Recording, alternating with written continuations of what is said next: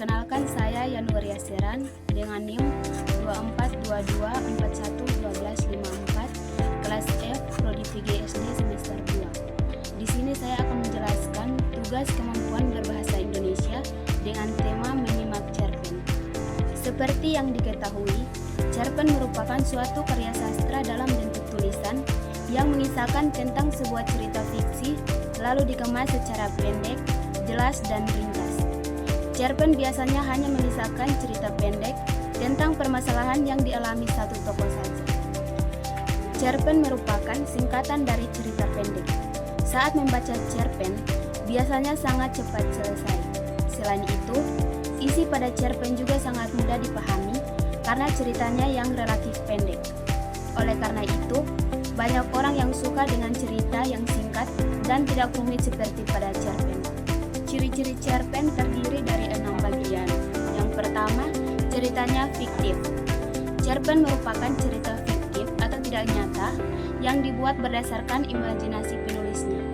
Yang kedua, jumlah katanya sedikit. Cerpen umumnya hanya terdiri dari beberapa ribu kata atau beberapa halaman.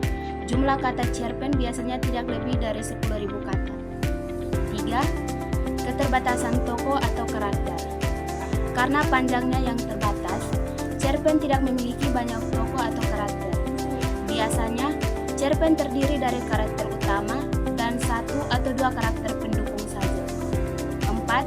Plot yang singkat. Cerpen memiliki plot yang singkat dan hanya berfokus pada satu aspek cerita saja. Hal inilah yang membuat cerpen begitu disukai, karena alur ceritanya yang ringkas, jelas, dan gak berbelit-belit. 5. Gaya bahasa yang padat.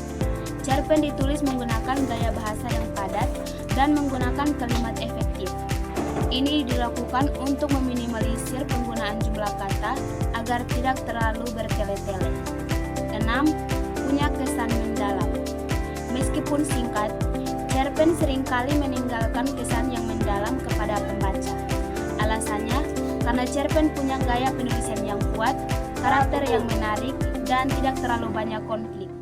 Cerpen juga memiliki beberapa fungsi, yaitu yang pertama fungsi rekreatif, 2 fungsi estetis, 3 fungsi moralitas, 4 fungsi didaktif, dan yang kelima fungsi religiositas.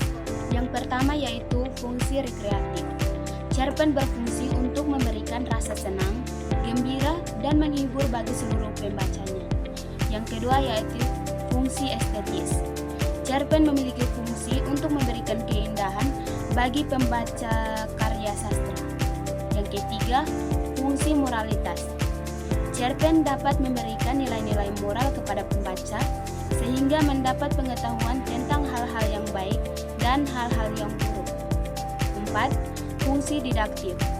Cerpen dapat mengarahkan dan mendidik para pembaca dengan nilai-nilai kebenaran dan kebaikan di dalam cerita. Yang kelima, fungsi religiositas. Cerpen mengandung nilai-nilai yang terdapat pada ajaran agama yang bisa dijadikan teladan bagi para pembacanya.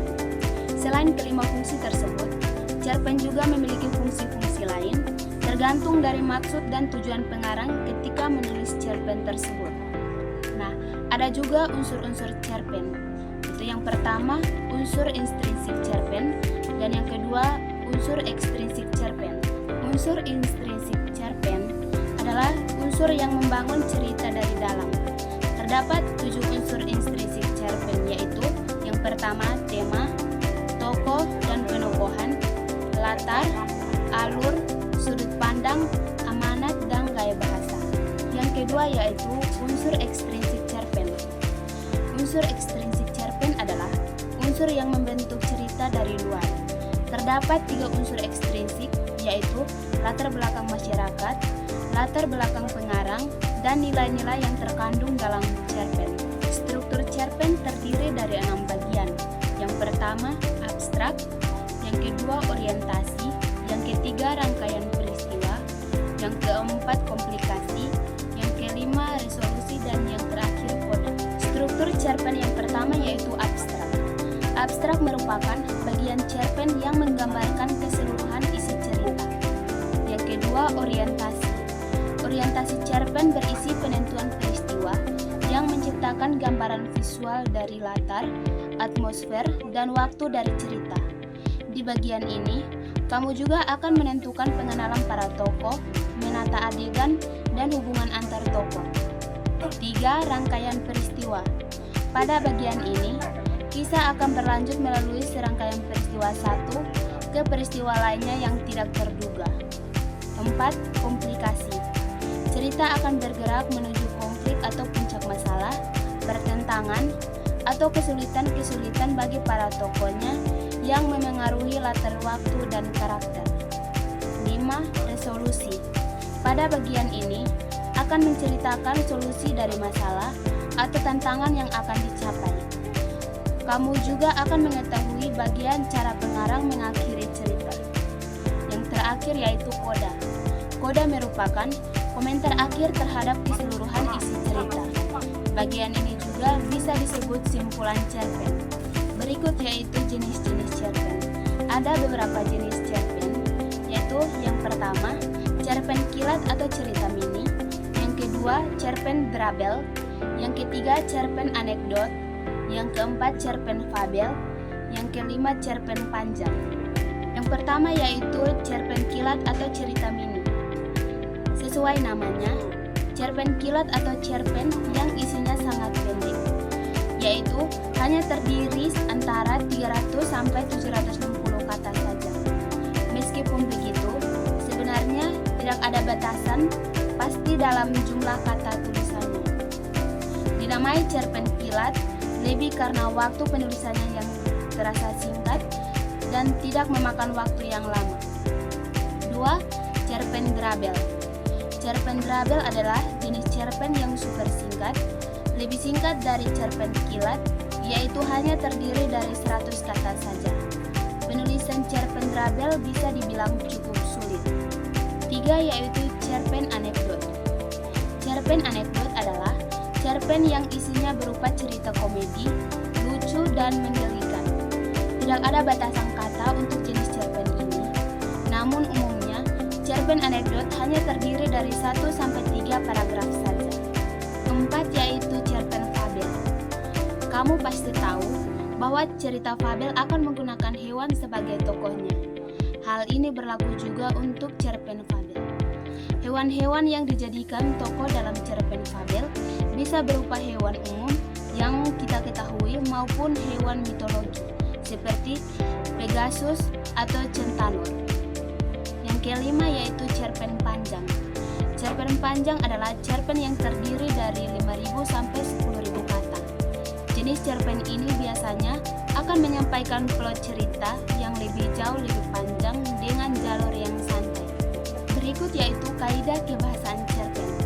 Cerpen banyak menggunakan verba, konjungsi, kalimat tidak langsung, kalimat langsung, dan kata lampau. Cerpen memiliki ciri-ciri kebahasaan sebagai berikut. Yang pertama, mengandung kalimat bermakna lampau, seperti pada suatu senja, beberapa tahun lalu, beberapa tahun silam, dan sebagainya. 2. Menyatakan urutan waktu dengan konjungsi kronologis, seperti sejak saat itu, setelah itu, mula-mula, kemudian, sebelum, lalu, dan sebagainya. 3. Menggunakan kata kerja atau verba yang mengandung tindakan seperti memotong, memotret, memakai, memasak, serta kata kerja yang berhubungan dengan perasaan seperti merindukan, mengasihi, atau menyakiti. 4. Menggunakan kalimat tak langsung seperti menanyakan, mengungkapkan, mengatakan bahwa, serta kalimat langsung berupa percakapan antar tokoh dengan tanda kutip. Nah, supaya lebih jelas dan kamu bisa mengerti, kamu bisa membaca contoh cerpen singkat yang berjudul Tikus dan Manusia, karangan Jacob Sumarjo. Inilah materi cerpen yang saya jelaskan, dan semoga teman-teman bisa menyimak materi ini dengan